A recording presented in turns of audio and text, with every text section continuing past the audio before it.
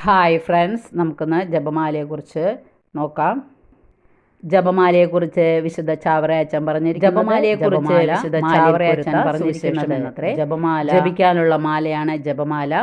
പുരാതന നിനവേ നഗരത്തിൽ നിന്നും 3500-ലധികം വർഷം പഴക്കമുള്ള അതിപുരാതന പ്രതിമകൾ കണ്ടെടുത്തപ്പോൾ ആ പ്രതിമകൾ കയ്യിൽ ജപമാലയും പിടിച്ചു നിൽക്കുന്നവയായിരുന്നു.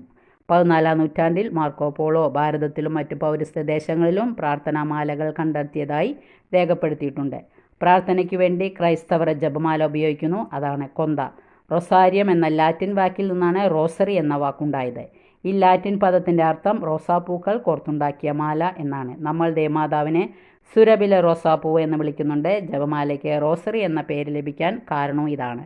കൊന്തയിലെ ഓരോ പ്രാർത്ഥനകളും ബൈബിൾ അധിഷ്ഠിതവും ക്രിസ്തു കേന്ദ്രീകൃതവും പരിശുദ്ധാത്മാവ് പഠിപ്പിച്ചതുമാണ്. ഇഷ്ടപ്പെട്ടെങ്കിൽ ലൈക്ക് ചെയ്യണേ. Okay, thank you, by.